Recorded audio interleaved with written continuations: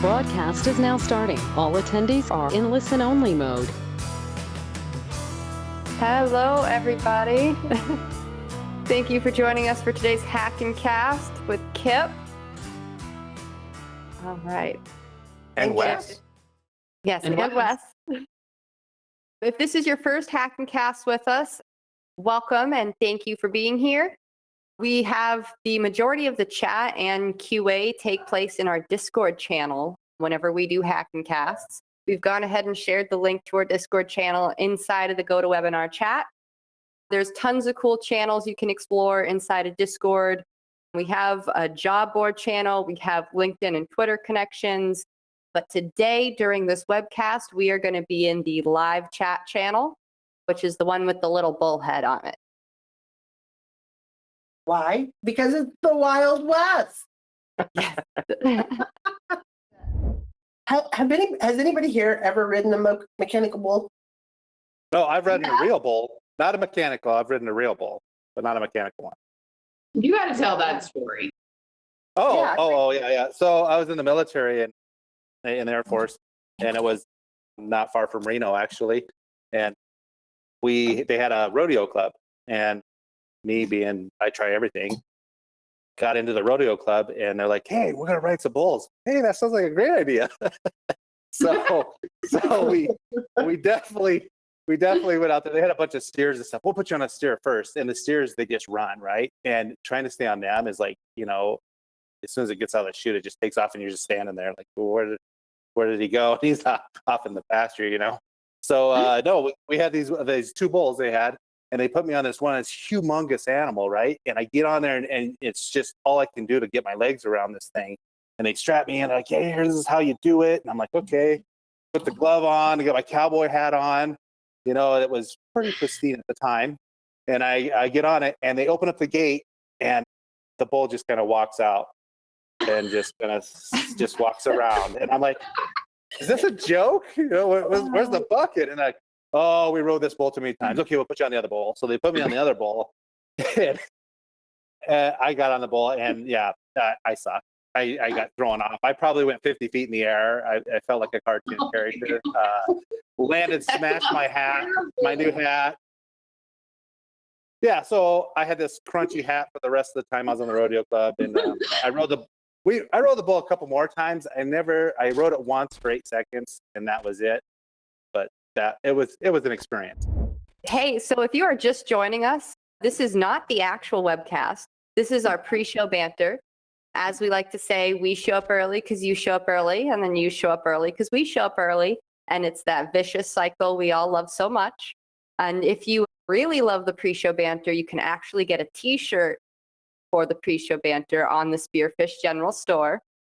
We have a lot of other cool t-shirts from our sister companies and the Way West sweatshirt from last year, which Megan is sporting both the pre-show banter shirt and the sweatshirt. Both of those are up on the Spearphish General Store. And then we had somebody ask us to introduce ourselves. So I figure let's just go around the loop and do that real quick. Ryan, if you want to start us off. That's me, Ryan, the shootist on Discord, and I'm here to record this thing, and then later I edit this thing and post it on YouTube eventually, along with other things. So I'm the video guy here. Awesome. And then Kip, who you are all here to see today. Kip, do you want to do a quick introduction of yourself? Sure. Yeah. Thanks a lot. I'm really glad to be here, everybody. Gosh, I've been working in cybersecurity for a long time, since long before we had that label foisted on us. But I've been building teams and just doing a lot of, earning a lot of lumps along the way, trying to figure out how to hire people. And for the last, I think, year, I've been putting a ton of energy into helping people get jobs in InfoSec and cybersecurity. And I realized from listening to them talk that they are really frustrated. And then I went off and started, really talking to hiring managers, and I realized, oh my gosh, they're really frustrated too. So Wes and I thought it would be really cool to put something together to help hiring managers. So yeah, that's why we're here. Awesome. And Wes, did you want to just? And I'm Wes when the microphone works. Yes. I've been following Kip's career for years. We started doing a podcast together in the last year, kind of talking about how to get your dream cybersecurity job. It's been a lot of fun working together. We have done enough talking that we've learned how to talk over one another, how to finish each other's jokes, and he's coming over to milk my goat this afternoon. That sounded odd. We need to try that again. We have goats. He's coming to milk the goat. We'll try that again. Take two. So yeah. And that's how the presenter turned red. That's going to stay in the edit. I'm telling you right now. Oh, Oh my God. awesome. Well, on that note, I'm Shelby, the kid, and you can find me on Discord as the kid as well. I kind of am the one that does everything on the back end to put all of this together. So sending And the you have the emails. best headset of anybody. Yes, yeah, I got my cat ears. That's how you can recognize me. And then we got Rick, who is a member of our sister company, Black Hills. Rick, if you want to talk a little bit about what you do. I'm a pen tester at Black Hills, among other things. And I will be talking about some swag bag lab stuff for Way West that some of us at Black Hills information put together. And yep, that's me. Awesome. And then we have our innkeeper. Hi, everybody. I didn't know what order, so I don't know which order you're going in. So I'm like, who's next? It's me. I'm Megan. I handle all of the customer service for Wild West Hackin Fest and anti-siphon training.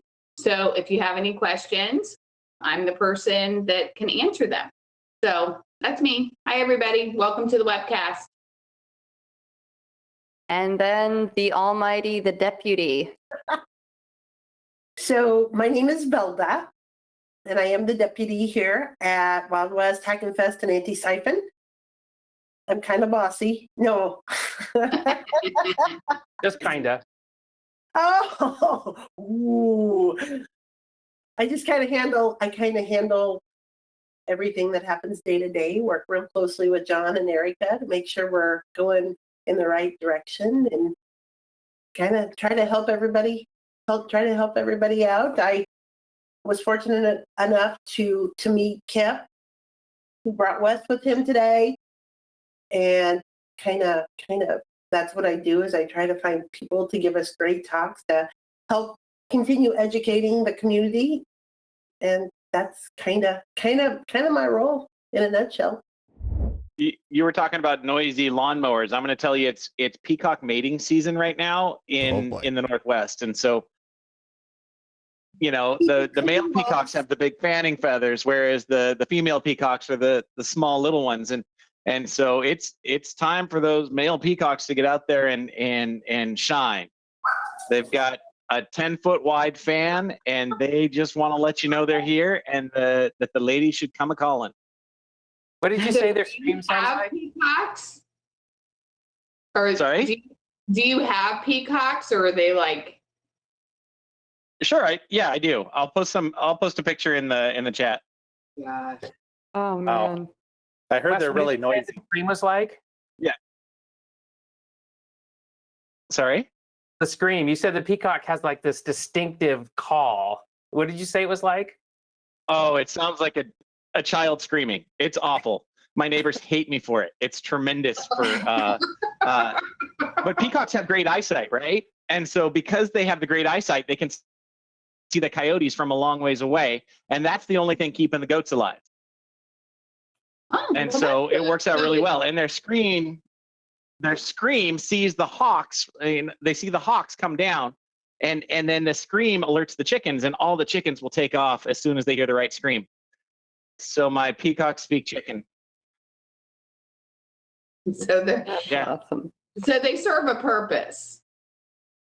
So that's good. It's a symbiotic relationship. Yeah. They do. You just have to deal with firewall. it sounding like you're murdering children at your house. I think it's a good trade-off. Sure enough. That's it. The Oh, goats are still alive. We're good. No, Heather says I name one Alan. He struts around the neighborhood like he owns the place because he totally does. My sister's neighbors used to have peacocks. And one time my brother-in-law got trapped in the car and he called her and was like, come get this peacock off my truck. And my sister was like, no, I'm not coming out there. Fend for yourself. It was like attacking his truck. It was really funny. so we keep them in an aviary usually, right? Because the further apart they are, the more they want to talk to each other. Which is interesting because we have blue peacocks and white peacocks, and they don't all get along, right? So there's some peacock battles, and that looks a lot like a Pokemon battle, if you can imagine.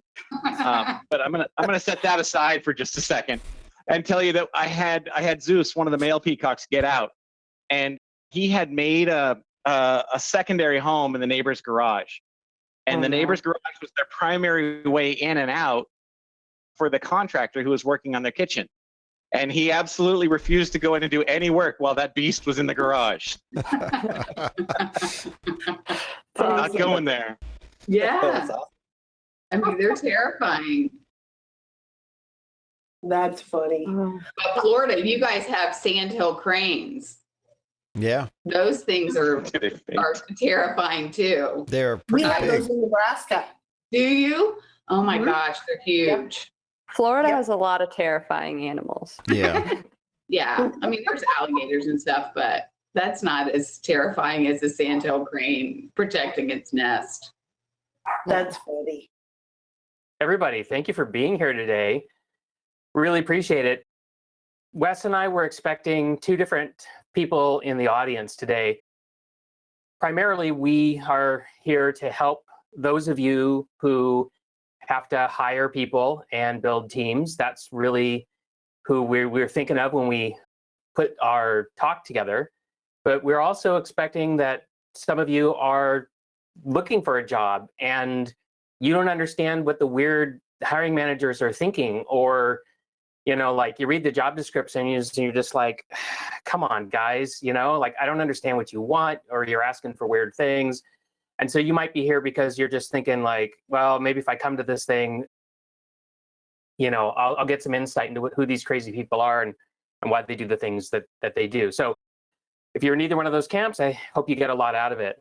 And I'm glad you're here.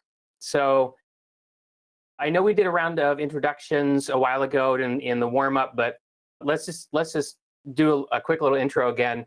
So my name is Kip Boyle, and I've been building teams in information security and cybersecurity for quite some time. And I got a lot of scars, and I've made some mishires, and I've struggled. And so I'm here to share with you what I've learned. And Wes is here because I said, hey, Wes, you've got some things to share too. And so, it shouldn't just be me. You should come and share as well.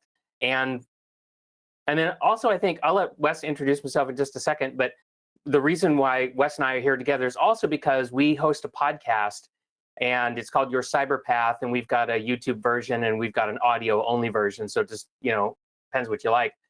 But what we've been doing for the past year almost is publishing a podcast to help people get hired.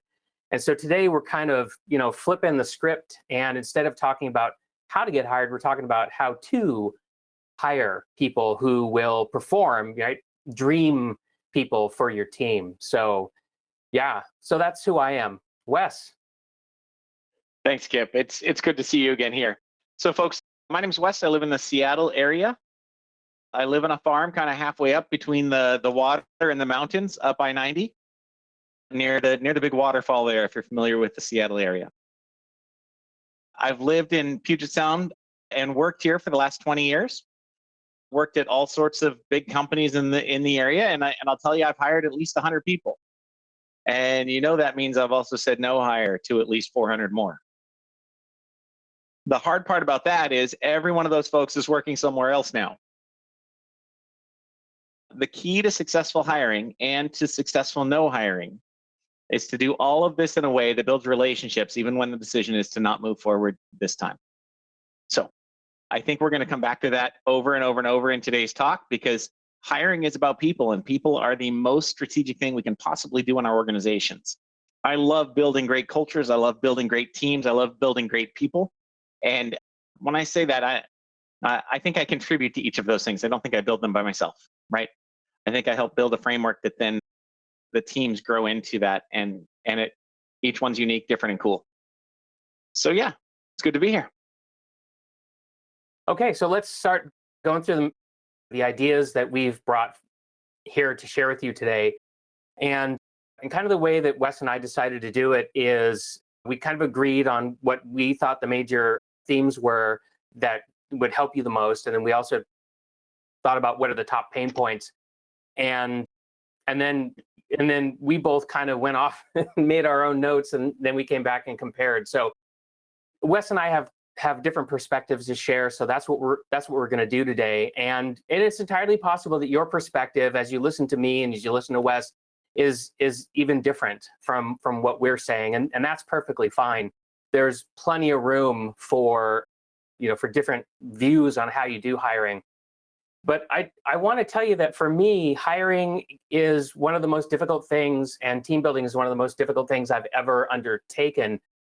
I didn't start as a team lead or as a supervisor. I started as an individual contributor. I started a long time ago just coding, and then did some network administration. So I was an individual contributor for a long time.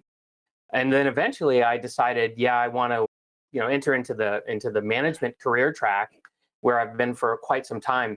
But what I've noticed is that when you're hiring and you're working with people, it's just so very different from the systems work that I've done.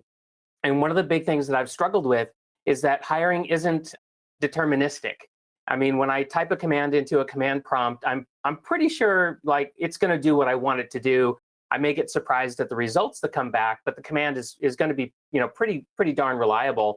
But hiring to me is like there's so much randomness, and no matter how I try to replicate my approach, because maybe I just had a really great hire and I'm like, I want to do that again, but there's just no guarantee that it is going to happen again the way that it happened that last time.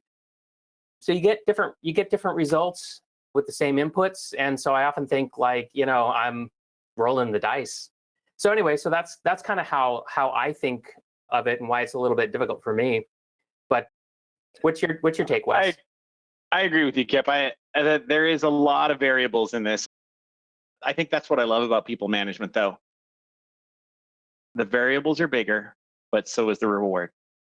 And let's play at the big tables. Let's do this. Yeah, we're definitely standing at the big tables because we're people's lives, right? I mean, a bad hire is a really terrible, awful thing for everybody. So we want to be careful. Another thing about hiring that's kind of a struggle for me is I like closure, and with hiring you don't get a lot of closure, and so sometimes I feel like somebody left the refrigerator door open and I'm just like I'm waiting for them to close it and it's not getting closed, and I'm just like, okay, somebody please close the refrigerator door because the suspense is killing me. And so sometimes I've been tempted to hire just because like I just got to shut that door. I want to get this over with, so to speak. And so, yeah, so on my really challenging days, I feel this a lot. And I think some of the biggest mistakes I've ever made is a result of me listening to this feeling that I had and just wanting to get on with it. But the problem there is that, just it leads to mistakes often. And the other thing too is that you don't get closure right away when you make a hiring decision and you have somebody join your team. You've made the decision, so you get a little closure there, but really you don't get closure on whether that was a good hire or not for quite some time, weeks or months, before you really get a sense of, was that a good decision for us, and was it a good decision for the candidate? So that's another thing why it's a little difficult. Sometimes I hire in a way where I'm sabotaging myself because I'm not setting a high enough bar. And the approach sometimes was, certainly when I first started hiring, my approach was very different. I would often screen looking for strengths, right? So I would say to myself, well, I need somebody who's really good at this. And I would be looking for that, and I would be screening for that. But that's really not a very powerful way to do it, to be honest. That's what I've learned. What you really need to do is you really need to screen candidates in a way where you're looking for reasons to say no.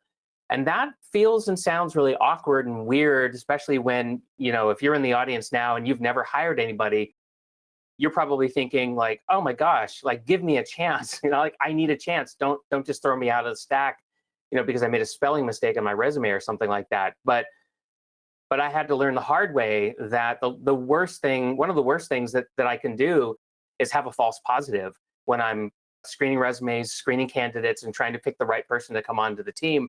Because, it's not just about me and, am I getting a team member that's going to, do the things that I need them to do? It's also about the person who's joining the team and whether they've made a good decision. It's also about the other members of the team, because when that fit doesn't happen and the other members of the team start to get unhappy, uncomfortable, it's difficult to work with the new person, they're expecting the hiring manager to do something about it. And so it can create a ton of tension. It can create a lot of difficulty, and stuff just doesn't get done. I'm sure everybody's been on a team where one person wasn't performing for some reason, and you were just waiting and waiting for the supervisor to do something, and you're just like, how long is this going to take? Because I'm starting to not like to come to work anymore. So yeah, so you got to really watch out for those false positives. What do you think, Wes? If you think we're talking about setting the bar high enough with certifications and skills and degrees, you may be looking in the wrong direction, right? So much of what our team does is about how we do things, not what we do, right? And so I guess I would just draw us towards, let's look at the how when we're interviewing, not just the what. The what is important, and we've got to hit the basics, but that resume will show us the what in a lot of cases, as long as it's truth telling. The how part is what we've got to draw out in the interview. Yeah. So again, a false positive where you hired somebody and you really shouldn't have hired them because it's not a great fit, and either they can't do the job, or for whatever reason they're choosing not to do the work, is a terrible, awful situation, and nobody wants to be in that situation. And so I think about this a lot when I'm actively involved in hiring or when I'm preparing to hire. And so it's a huge risk, and it's one of the reasons why we do what we do, or at least one of the reasons why I hire the way that I hire. Hiring is also a highly regulated activity. We have federal laws, state laws, local laws, regulations, company policies. There's a lot that has to be paid attention to. It's actually, if you're not very experienced, it's actually easy to make a mistake, and sometimes a really big mistake. Wes? Kip, I'm sorry, I'm a little distracted because I'm having fun on that Discord server. There's a lot of us talking on there. I hope people are getting a chance to jump on. Some of them want to know that they're Nigerian dwarf goats, and some of them want to know what we're going to cover in the Q&A. So I think there's a lot going on there that's going to be fun. And we're going to leave a lot If of we're time. to call out one more thing, yeah, we will. We're here talking to hiring managers, and we're talking on the topic of hiring great people. But I want to pause for a second and say, how did you get to be a manager, right? How did you get to where you get to make these decisions, or you're asked to make these decisions, right? Probably because you did great individual contributor work, right? You probably excelled in the last job, and so you are now in this job, and we've got to figure out how to learn to be successful in the new job, right? There are skills that are specific to great managers that have nothing to do specifically with technology or security. Oh man, that sucks. Well, I didn't want to hear that today, right? I'm hoping we get a chance to inspire our audience and ourselves in a few of these today, right? We're going to work these things out, and that will help us attract top tier talent. I'm looking for the kind of talent that could work anywhere, but chooses to work for us because of something. And I want to know what that something is. And I think that's got something to do with what our team culture is and how we operate as a team, how we treat one another, how we treat our partners, and how they treat us. Let's dive in. It's going to be fun. Yeah, definitely. Okay, So Wes and I, again, we put our heads together. We were thinking like, so kind of what are the common pain points? And these were the things that we came up with. And so we want to talk a little bit about these pain points. Kip, take some credit for this, man. Take some credit for this. You put out a full-on survey. You asked a whole bunch of hiring managers, what are your biggest pain points? You got hundreds of feedback, and you came up, you categorized the top 3 into these 3. And then we're going to take on 2 of each of those. I want to give you credit for that, because that was a lot of work. And I think it's going to be for a good discussion. Yeah, I mean, I just have, my perspective, and I just felt like without talking to, other people and getting, their point of view, I just felt that this approach was going to be a lot more valuable. So thanks, Wes. Okay, so take it away, Wes. I think this Let's start with great teams, right? Yeah, let's start with some great teams. We know that there's the first concern we'll take on. There's a lack of qualified information security professionals who are right for the open roles. And I don't think Ocean's 11 picked the 11 best people to do the job. They picked the 11 people who are capable to do the job, and they worked as a team, right? We're not always looking for best player. We might be looking for best team.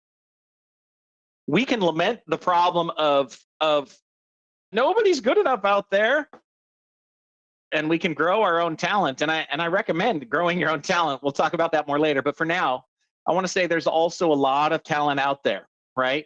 And half of them aren't happy in their current role, right? So we can jump into this.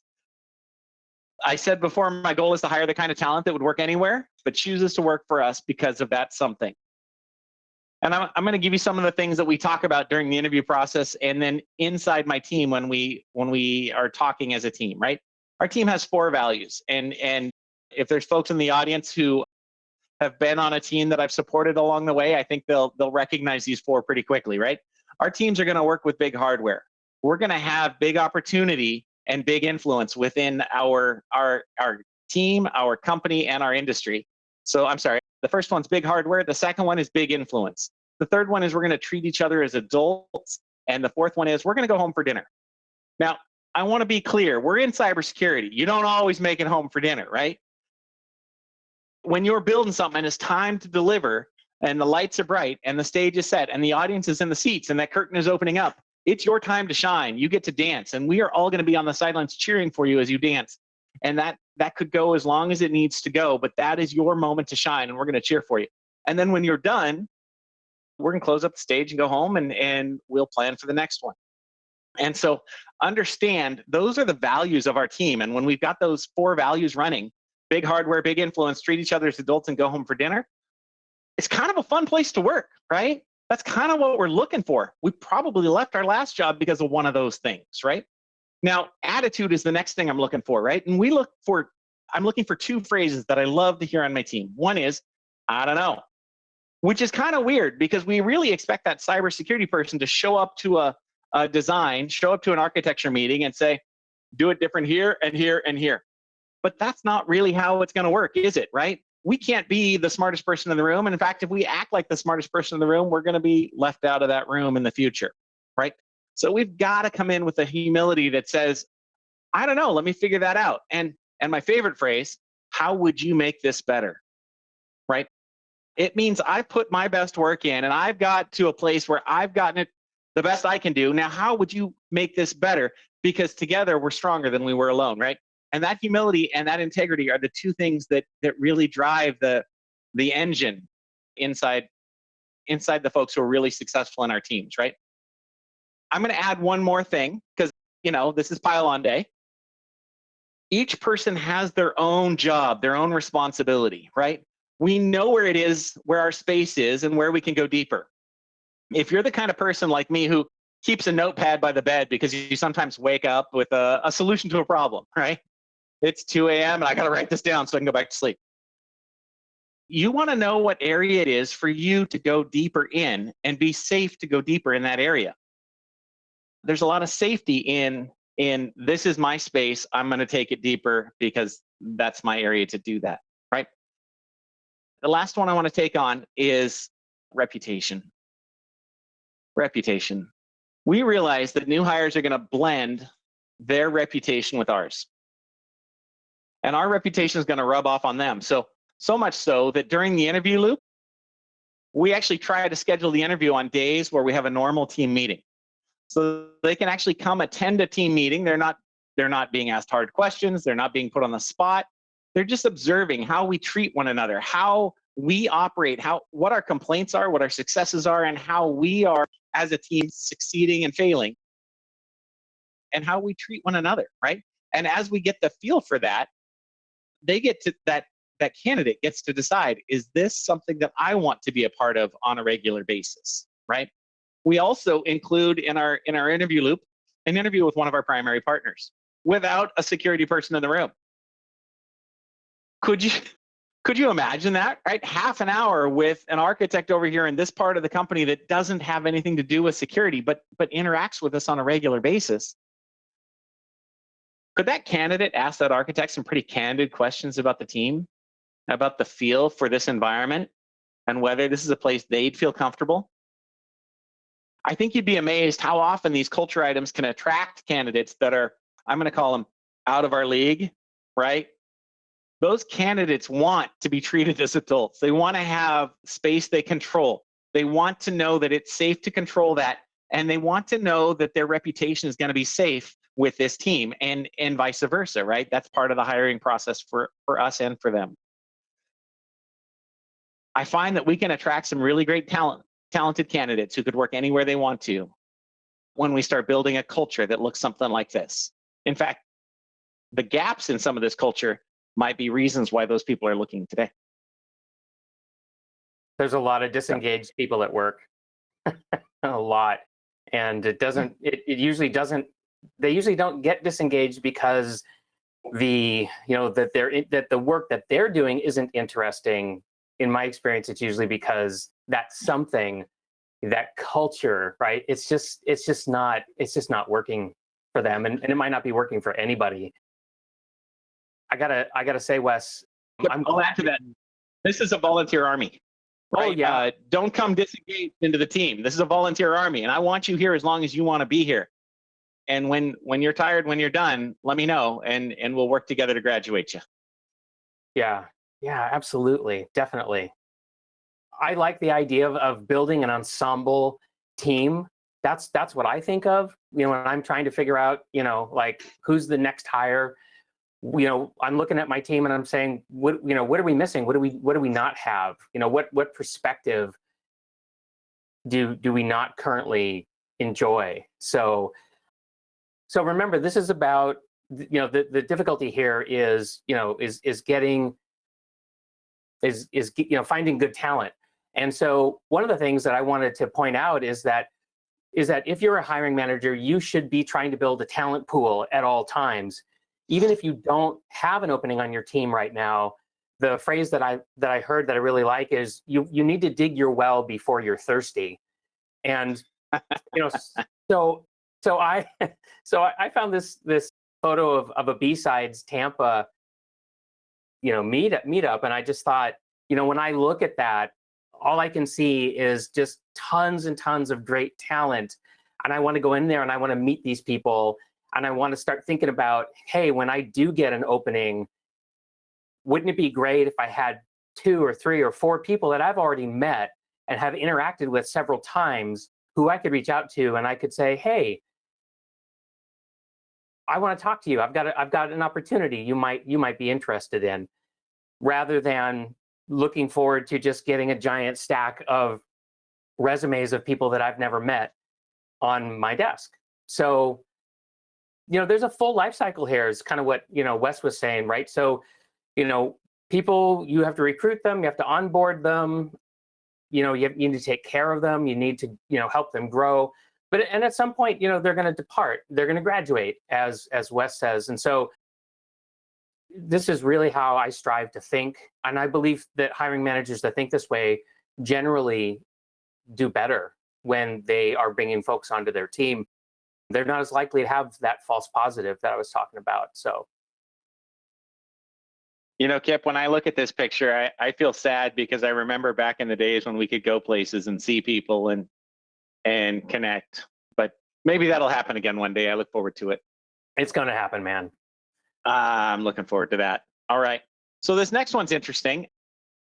The complaint is people with new emerging tech skills are hard to find. I can't find people that have the super skill that I need, right? And I'm going to say this is an excellent place to hire junior talent. I know I surprised you on that one, but what if we hire junior talent in some of these emerging technology spaces, right? But you can't put a junior talent in there alone and trust them to go figure it out and be all good. So you've got to put a senior talent there who works alongside them, who's going to mentor them. Your senior talent is probably going to be more of a senior curmudgeon, right? In some cases, right? We've been doing this for 25 years and I've seen all the bad things, and vulnerabilities from 1995 are still in our production, right? Could we please patch that, right? And we're tired of asking for that. And so those curmudgeons can be paired with the junior super hungries. And I find that makes a really powerful dynamic, right? For both of them, right?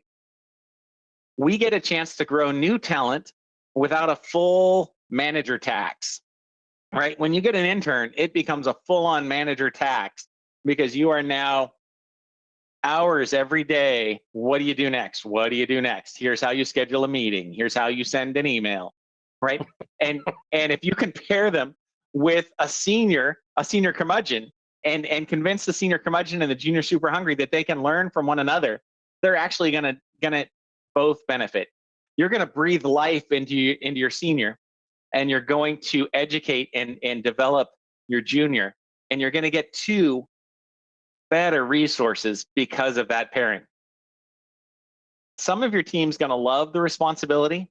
Some of them are gonna push back a little bit, but really, I think we need to understand, as part of our teams, as part of being a great team, we need to be multiplying, and we've got to create a pipeline for how others can become part of that team, or we're not really a great team yet. Yeah, I like that. I like that phrase, manager tax, Wes. Yeah. And it's not just about avoiding the manager tax, although that's that's important. But I just love the idea that two team members are, exchanging views on things about how stuff really works, right? Because, if I get asked a question, I might be tempted to, talk about, well, here's the procedure that we follow. Well, the procedure is not always how we actually get things done. So I just think that the junior super hungry person is probably going to go farther faster if we compare them up with the senior curmudgeon. So I just think that's really good stuff.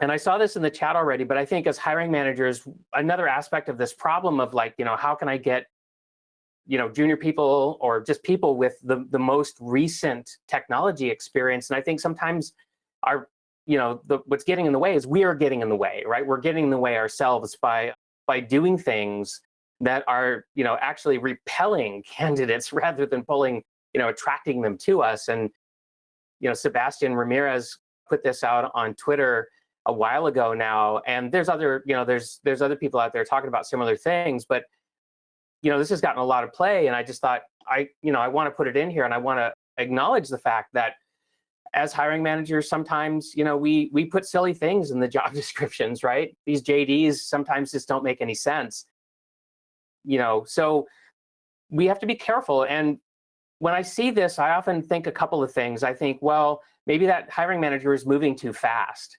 Maybe they're trying to get too much stuff done, and they didn't put enough time and energy into that job description so that it actually made sense to folks. And then the other thing I wonder too, because this has actually happened to me, is I wrote a job description, I wrote the best one I could, and then I handed it off to the human resources department. But what actually ended up getting posted wasn't exactly what I wrote. And I've had to navigate the fact that something was just released to the world, which isn't exactly what I was trying to say. So, oops. I mean, I say oops, but I mean, it's a big deal. So be careful. Don't become a person who's contributing to this kind of problem, right? And confusing candidates. We don't want to confuse candidates. So, okay. So that was a big pain point around sourcing candidates. We want to talk now about some pain points around screening resumes and candidates and how we can do a better job there. So Wes, why don't you talk to us about these paper tigers? Don't you love that creative writing resume that shows up and you're just not sure what to do with it? Once you get them on the phone, you find out that they didn't write their own resume. Like that's unfortunate, right? So what I try to do is actually try to push some of the filtering to the recruiter and to the recruiter interview. That recruiter is my partner. They're an extension of me, and they're very much helping me to be successful in this hiring process. They're 100% paid for the purpose of helping us succeed and finding great people. So let's use them for that, right? I do give my recruiter a couple basic definition questions to weed a few people out, right?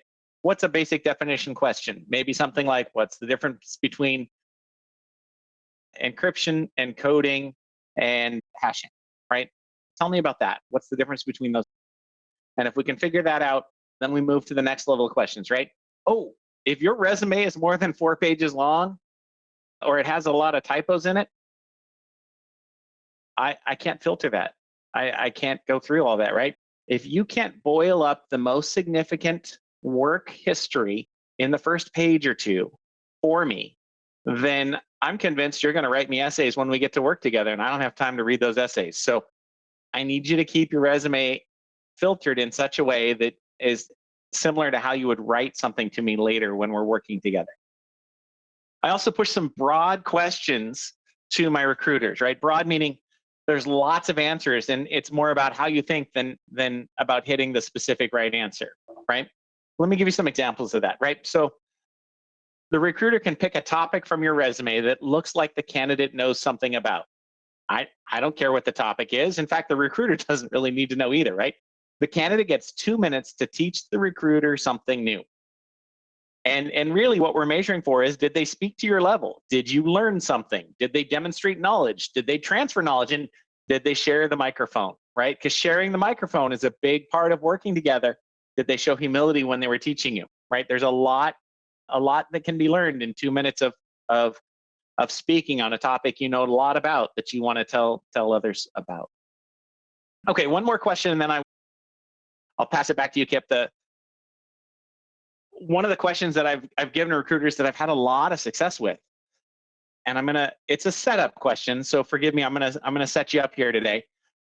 You just got a crystal ball, and you know for certain that the company you've been working at, and I don't care what company it is, the one you're at or the one you're coming to, or some imaginary company in the middle, it doesn't matter to me because I'm not interested in your details. You've been there for about a year or longer, and it's going to get hit with ransomware in about 6 weeks. So from today, I would say you're going to get hit with ransomware on the 4th of July. You are the only person who has that crystal ball. You're the only person who knows it. You're allowed to tell people, but you might get made fun of for the sky is falling, right? My ask to you is make a list of all the things you would want to check or update before the 4th of July, right? What could you do to prepare if you only had 6 weeks? Now, I'm not asking you to do all the things, but let's make a list, and let's make that list together. There's not a single right answer, and I actually give the recruiter 15 possible answers. Those answers could range from backups to network segmentation, remote access, antivirus, firewall. You check your IDS, IPS, you could do patching, you could do exchange filtering, you could do training, right? And I'm not expecting the candidate to get all 15. Actually, I'm looking for 5, right? I'm looking for 5. And if you have a knowledge and an understanding of cybersecurity and the controls that go in place in order to prevent some of the major attacks that are common in our environment, then that's a great conversation with that recruiter, and I'm looking forward to having that next conversation with you as the hiring manager. So, one of the things that I think is a critical success factor here that Wes is getting at, and we both agree on, is that the internal recruiter is a crucial partner in this entire process. And so if you can get that person to partner with you really strongly, then that's gonna work in your favor for sure. But a couple ideas as far as, this pain point around like, oh, there's all these paper tigers out there, people who have all these skills listed, but then when I talk to them, they're not able to actually talk to the skill or to the technology. And so as a hiring manager, you're like, oh, like I just want to talk to somebody who can talk to what's on their resume.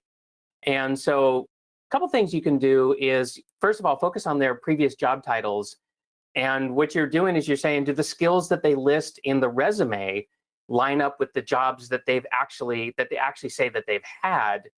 So for example, if they say, well, I know how to do security for Docker, then you should be able to find a job in their history that, without even talking to them, you can say, oh yeah, I could see how they could have gotten that because they had this job here, and then they had this job before that where they clearly had exposure to work experiences where they would need to know that. So if you can't tell, if there's a valuable skill listed that you're looking for, but you can't tell where they got it from, then that resume probably needs to go into the no pile, unless there's some other reason for you to say yes or put it in the maybe pile.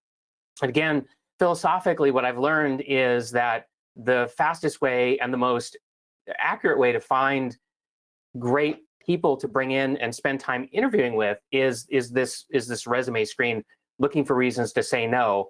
Sometimes I ended up with no pile, like the pile was all no and maybe, and I didn't have enough yeses, and so I had to go back and I had to look again. So it takes a while to kind of tune yourself to get that threshold right, to get that bar right. Then another thing you can do, again, we're trying to deal with the problem of people putting things on their resume that they really can't do, is look at their accomplishments as opposed to their responsibilities, right? So people who list responsibilities, I'm not that struck by. What I really want people to do is list accomplishments. So whenever I see a resume where people are talking about accomplishments and they're putting in dollar signs, they're putting in percentages and things like that, or quantifying what they've done, that's an immediate indicator to me, right? I'm very attracted to that. It's kind of like catnip for me. And so, if the skill that they're saying they have isn't found in the accomplishments or in the responsibility section, that would be another reason to put it in the no pile. So I heard somebody say this one time: duties tell, results sell. And I don't know that I'd say it that way all the time, but I think that pretty much encapsulates it. And then, okay, so speaking of the HR department and the internal recruiter, Wes has created this really great common security team structure diagram that we use when we're helping folks actually get cybersecurity jobs, but he also uses it as a training tool. So Wes, why don't you tell people kind of how you do that? Let's do a quick introduction of this placemat, right? This is really a common cybersecurity organization I've seen at a lot of large organizations, right? It's usually broken into 4 pieces. You've got the governance risk compliance, the product security, the security operations, and the engineering architecture and test. Inside those 4 directors, you've got the dark blue senior managers and then the light blue management teams for each one of these functions. Now, this is assuming a 200-person security organization, but you can actually apply these same functions and capabilities to a 5-person security organization, just people wear more hats. Now, the numbers that appear in there are actually, what if we were to define our security organization as a service catalog and how we provide value to our organization? And so the idea here is that there are 23 services to a common security service catalog. And we've defined those services and take them in detail in our podcast, but not meaning to sell that here. What I will say is that I share the same information with my recruiter, right? My recruiter doesn't know cybersecurity, and they don't know when I'm looking for a risk analyst. Okay, a risk analyst is over here in risk management, but actually that risk analyst could come with a background of anything over in that GRC space and probably be pretty successful, right? In the same way, if we go to the right side and look at the more technical folks, if I've got somebody who has some experience in engineering, architecture, and test, then they're probably going to be equally successful in some of those nearby roles in that space. And so showing this to my recruiter helps them screen resumes for which capabilities are going to be most successful. If you can't find an exact match, find a related match, right? So anyways, this is a one-pager that I can set in front of the recruiter and help them understand where is this person going to live in the organization and what are the neighboring capabilities that we can lean on to help find great talent. we've actually, Wes and I have spent a lot of time exploring what this looks like, like what each of these boxes here consists of. And so not only is this a great great tool to use when you're training your internal recruiter, it's also really good if you're working in one of these areas and you'd like to know a little bit more about what's going on in these other areas. So in a moment, I'll give you a link where you can access some of the episodes that we've done. You may want to pass one of these episodes that we've done off to somebody else who maybe comes to you and says, "Oh, I'm thinking about what would it like to be to work in this other part of the organization." Then they could watch an episode that Wes and I have done. I think we always bring a guest in, somebody who is an expert in that area, and they're the ones that actually provide a lot of the meat of the episode as we're going through it. But back to the internal recruiter, it's not always possible to get the internal recruiter to work with you the way that you want. I mean, let's face it, they're probably not dedicated to cybersecurity hiring. They're probably doing hiring for other positions that the company that you're working for has many more of. When I worked at an insurance company, I know that our HR department was really great at screening for claims adjusters, call center reps, and that sort of thing. And so I got like just a little sliver of ongoing time with one recruiter. And sometimes I was actually bounced around between recruiters depending on what was going on. There was some seasonality in the way that we hired. Yeah. And so I had to spend a lot of time doing retrainings as I got new recruiters to work with. But if you're not successful with that, then what I did is I just started doing more of the work myself. And that's a bit of a manager tax, but this is really, it's so important, that I just felt like I really needed to step in and fill that gap that I'd rather have the internal recruiter fill, but I couldn't get them for whatever reason. And sometimes the best way to make that happen is just to say, hey, I can see you're super busy. I can see that it's really difficult for you to, make the time to help me with this hire that I'm going through. So why don't I lighten your load a little bit, and why don't you let me do some of the screening? Let me do some of the preliminary calls, and I can screen those, and then I'll share the results with you. So you still want to create a partner with the internal recruiter, but sometimes you're just going to need to. Sometimes you have to carry more of the water than you would like to. Anyway, so just a really quick plug for our podcast. We've got it on YouTube, and we thoroughly review the placemat. And Wes and I are going to give you a link towards the end of our presentation where you can actually go get your own copy of the placemat and also a score key for all the different services in there. So if you want to use this as a tool for training your internal recruiter, then I hope it works well for you. Free. So the third area we're going to talk about is hiring cybersecurity rock stars, and what does that really mean, and how can you do a good job of that? So I think Wes has a fantastic approach. I do, and when I'm looking for great talent, I'm looking for T skills, right? And I spell Rockstar with a T. Yeah, I do that. Horizontally across the top of the bar, I'm looking for a breadth in business skills and technology skills, right? I need to know that you can speak business and you can speak technology, right? And then I need to understand that you have depth in at least one technical area. If I can see that you can swim in deep waters in at least one area, then I can trust you to swim in deep waters in other areas as needed, right? Someone who's capable, knowledgeable, and humble. And if you make up answers, if you stretch your resume, or if you need to prove you're smart, you probably won't be a great fit long term. So that's what I'm looking for in T skills.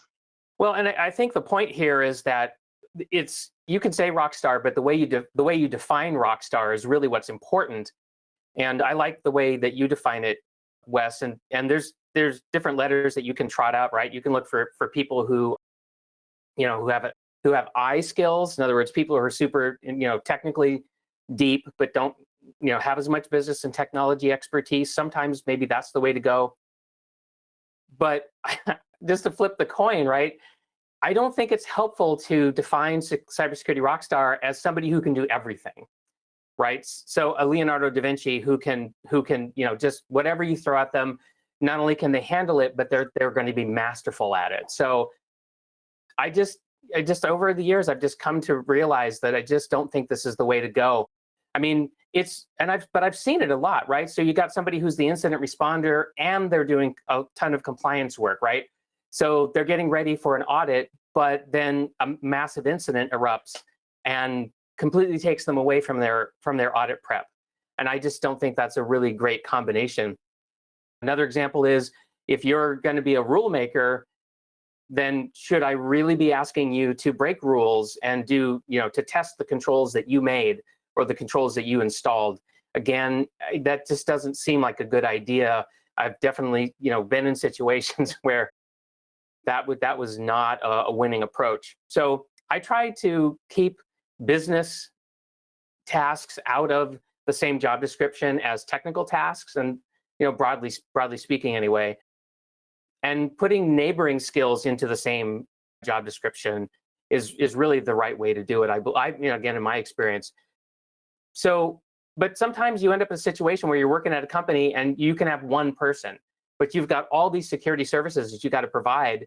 And I think, anybody would say, well, Kip, that advice you just gave me isn't going to work because I still have to get all this stuff done. And I've done a couple of different approaches with this. One way is that I hired a pretty senior, maybe a mid-career or a senior technical person, and then I just turned them loose and had them really focus on the technological things that need to be done. And then I took responsibility for the more managerial business type things, project management stuff. Right. That's one way that I've been able to make that approach work.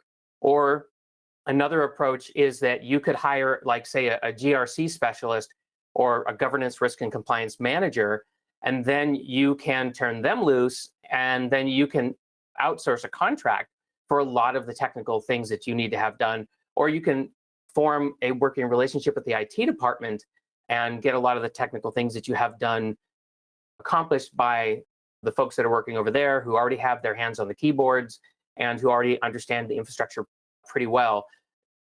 There's still things to navigate. I'm not suggesting that that's the easiest way to do it, but I've found that tends to work a lot better than trying to find one person who can do everything, because I haven't had good luck with that.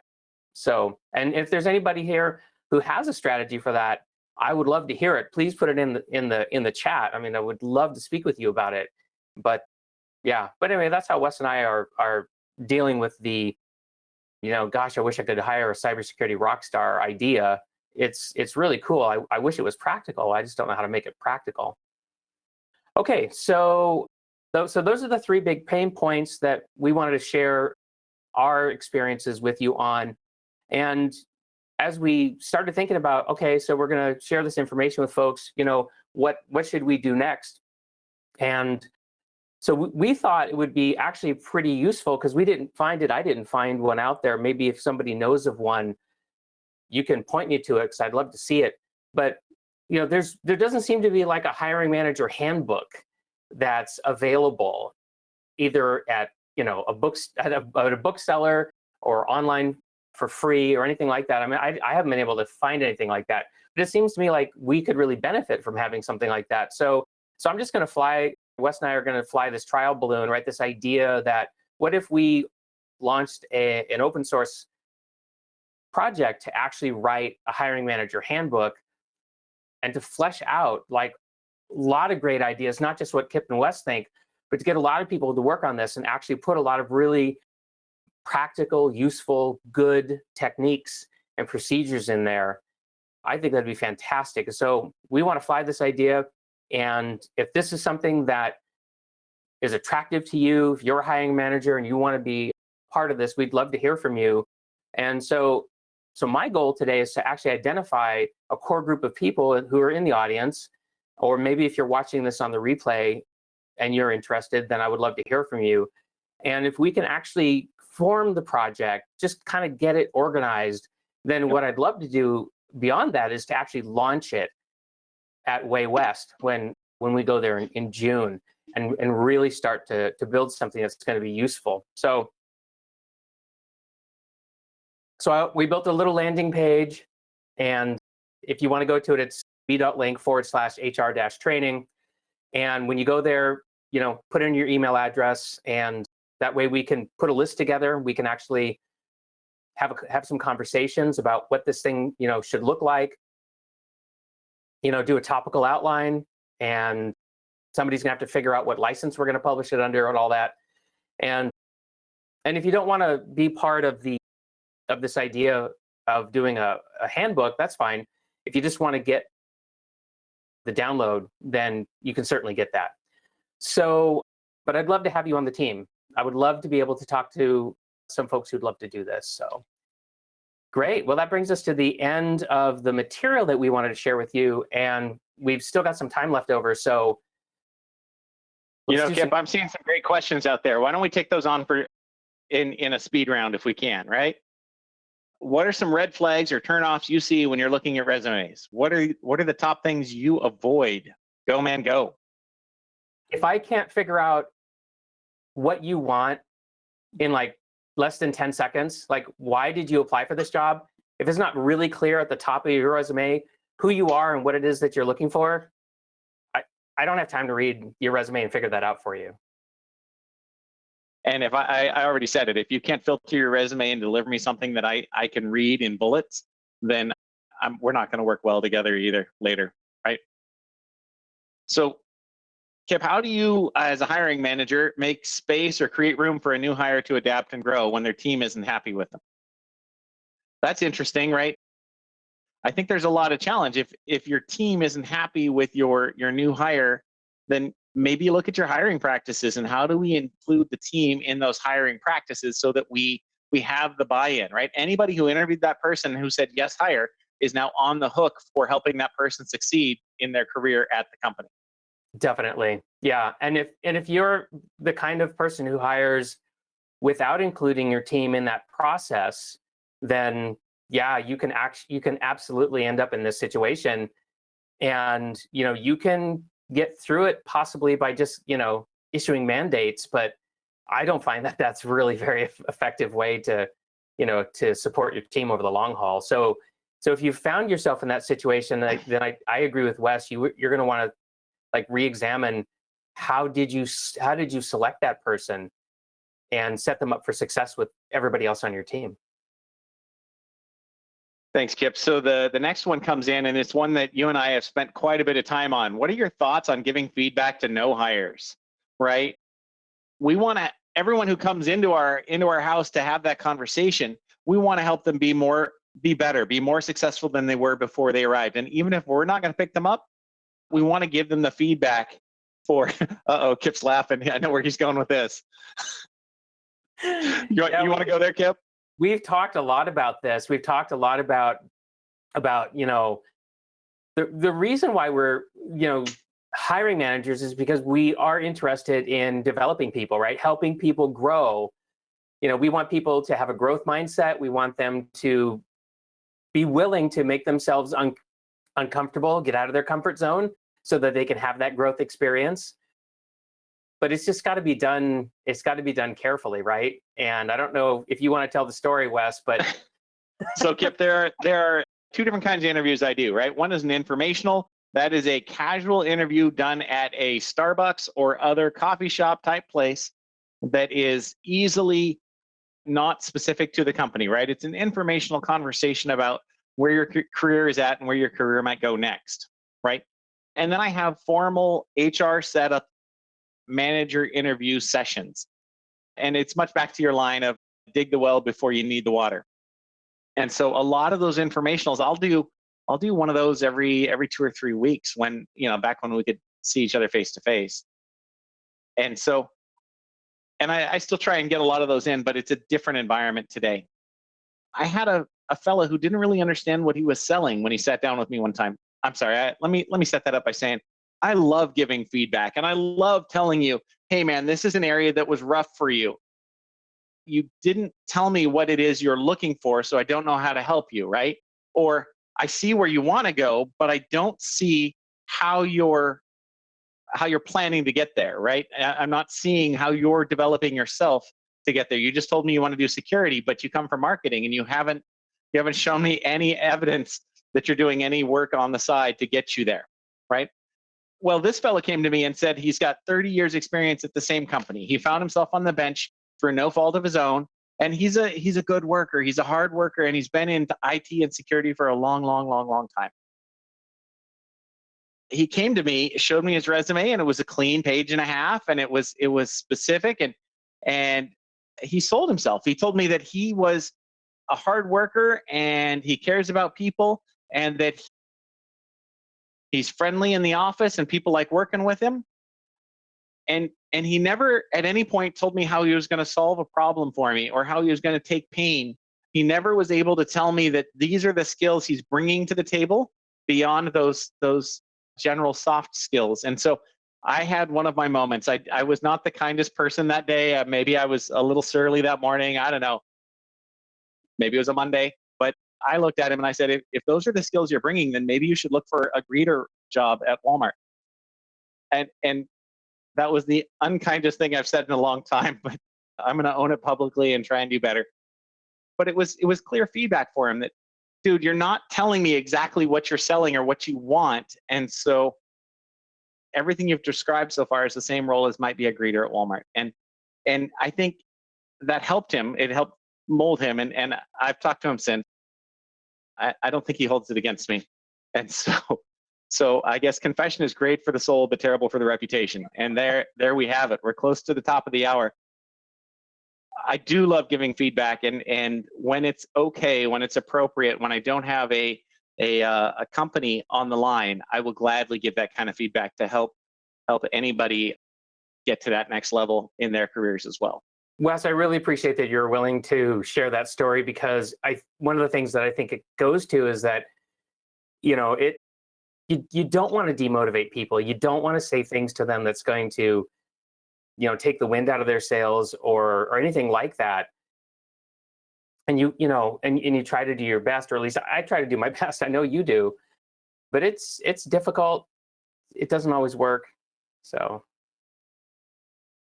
And so I think that brings us to the top of the hour. Are we? Do we have any time for any more questions, or are we at the top? Where's the kid? I'm right here. If you guys are seeing more questions that you want to answer, obviously you guys are welcome to continue answering questions. Sure, we can take on a couple more. And by the way, I'm planning to spend the kid says it's okay. Yeah. And I'm planning to spend some time in the live chat afterwards too, going through and looking for, any other questions that we might not have seen. Awesome. How many people, here's the next question, right? How many people out of school tell you they want to be a pen tester?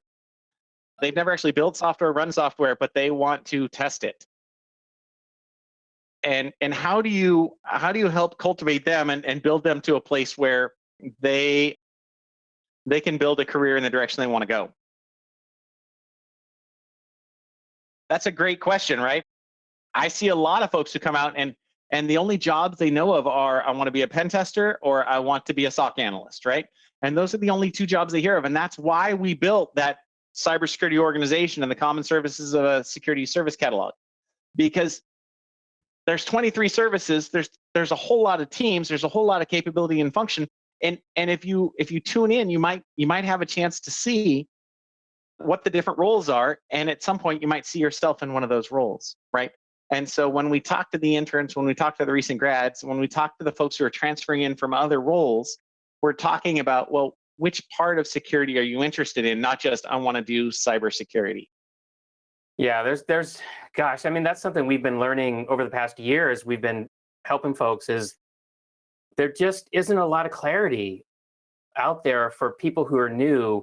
They just don't understand, what all the possibilities are. And even if they do understand it and they say, well, I want to be a pen tester, the thing that I encourage them to think about is, well, how much of that desire is really kind of around the coolness, right, of being a pen tester versus you have the aptitude and you have the skills and the abilities? Because, pen testing is sometimes some of the most grinding times that you'll ever have, because you're just sitting there trying to figure out how do I exploit this thing, and you try one thing and you try something else and you try something else, and so it's definitely not all Hollywood, right? I mean, I love Mr. Robot, but if you're getting that job because you watched Mr. Robot, you should have more substance. I mean, you got to think about the substance that you're going to bring to that role. Do we have other questions? You've been doing a good job of keeping track of this. We Wes. do. Let's see if we take on the next one, right?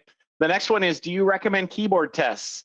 Do you recommend technical assessments before someone is hired as part of their interview loop? And I would say I don't find a lot of value in that, right? I need Renaissance folks. I need people who are good at all sorts of different things. And so I can't give you one test and expect you to be good at all the things, because I don't need that, right? I need you curious. I need you hungry. I need you wherever you were, you bought the t-shirt. Bought the t-shirt. I should explain that.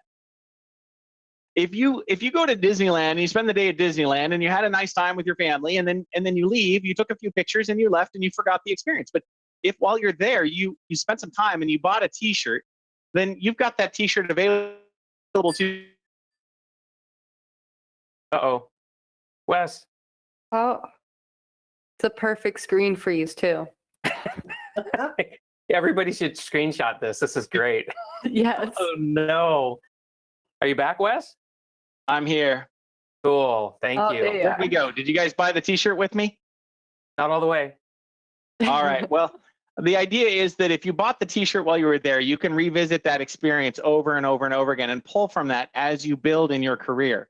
And so wherever you go, buy the t-shirt. And I don't think a technical test to evaluate your skills on this interview for this job is necessarily going to allow you to highlight all the skills you've earned and learned along the way.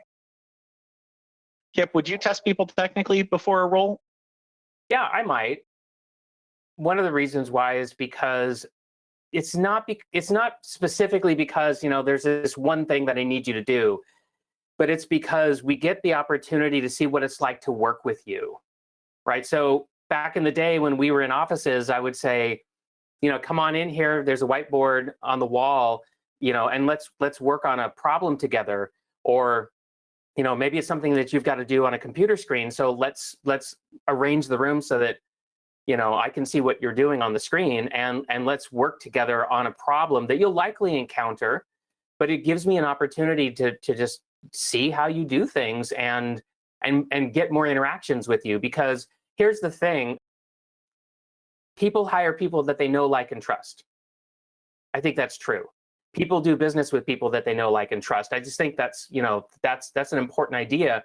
But an interview process, there's very limited time to get to know you and to decide if I like you and to decide if I trust you. And so every interaction that I have with you, that's going on, right? I may be talking with you about a technical issue because I want to see how you work, and that's true. But I'm also using that as an opportunity to get to know you better and to come to a conclusion about, whether I like you, whether I trust you, whether you're going to fit into the team. So there's always more than one thing going on. Am I frozen? Outstanding. Can Nope, you're there, Kip. Can I ask this question just because I'm not on camera, I guess? So someone asked, is it better to hire someone who's had 3 jobs in the past 10 years or someone who spends 10 years in one place? Okay. Neither. I'm interested in how curious and hungry they are. I want to know what they've learned along the way. Like if you come in and tell me that you can do application security, that's awesome. That means you've got some coding skills. First question I'm going to ask you is, how would you build a software development pipeline? And how would you deliver that pipeline from your desktop to production? And if you've been writing code for 8 years, 5 years, and you can't figure out how that code gets from your desk to production, you haven't thought about the environment you're operating in. You haven't thought about the controls that need to be in place. I get that you can write code, but if you can't think about the bigger picture, might not be a good fit. Yeah, and my thought on this, it's not really about It's not really about how long you've stayed at a place. It's about what did you do at the time that you were there. And if you stayed up with, you know, all the changes, right? You stayed relevant, you stayed fresh, you figured out what was going on outside the four walls that you worked in every day, then I think that's what matters. I really like that answer, Kip. Yeah, me too. I really like it. And I Everybody really- likes Kip's answer. I see how it is. But I'm coming to milk your goats, Wes. Come on. Oh, man. No, I enjoyed this talk a lot, guys, and I think it's really important. I know when we're hiring somebody new for the team, I may interview, but I always make sure that Shelby and Megan also have the opportunity to interview that person, because I do feel like it's important to have a cultural fit, right? And I do feel that skills are important, but it's so important that we bond together as a team. So, you know, that's something that I always do with my team as well. So, Yeah. I mean, what you don't want to fall into with that is groupthink. You don't want everybody to be exactly like everybody else. right. I don't think that's the most powerful position to be in. I mean, it's fun in the sense that you come to work and you know, everyone's easy to get along with, but you may not make the best decisions as a group because you're missing perspectives. So some of the hardest times I've had growing a team is when I've been trying to take that ensemble approach, and I've been trying to like get people who think differently. But then I also have to ask myself, like, well, it takes a certain emotional maturity for a group of people to be able to handle that, right? To be challenged, to be disagreed with every day by somebody, and not let it get personal. So Right. that I think. Well, and you also don't want a team that the decisions take way too long to make. Mhm. I mean, Just goes You know? around. yeah. Yeah, absolutely. And I think that's the team lead or the team supervisor's responsibility to monitor that and to break log jams when they happen. I mean, and move things forward. So Very cool. Awesome. Well, guys, we're getting to be, it's almost been 10 minutes past the top of the hour now. So I think we've had a lot of great time for QA. Kip, you said you're planning on hanging out for a little bit in the Discord as well. Yeah. Wes, are you planning on doing the same, or? I will as much as I can. I got to step away soon, but if there's something hot, we'll take it on. Awesome. Do we Thank you, have guys. what their Discord names are, just to make sure that people know that they're actually? I know Kip Sure, is I'm Kip. 8-man out there. Okay. Awesome. Yeah, you got me flagged. Okay, cool. Yes, and both of you, their names will show up in red on the Discord server as well, since they're speakers. So yeah, they you can should be tag easy us. to find. Yes. Cool. Newfangled Awesome. technology. Yes. Well, thank you to Kip and Wes for the amazing presentation today. Thank you, everybody, for joining us for today's Hackin Cast. One more time, we're going to remind everybody that we have Way West coming up mid-June. It is going to be a virtual and in-person conference. We have tons of training, workshops, and lots of fun things going on. If you want to ensure you get your full swag bag for Way West, make sure you register by the 21st, which is next Friday. You'll also receive a certificate of attendance from today that's going to show up in an email around tomorrow, around this time tomorrow, actually. And if you enjoyed this webcast, check out our trainings. They're very reasonably priced, and they also come with 6 months access to the recording, along with 6 months access to our cyber range. We'll share a link to the cyber range in the Discord for everybody, so you can learn more about that as well. And one more time, thank you everybody for joining us, and hopefully we'll see you in the next one. Thanks, everybody. Thanks, Kip. Thanks, Wes. Have a Dean, great read week, out. everybody. Thanks all. Good time.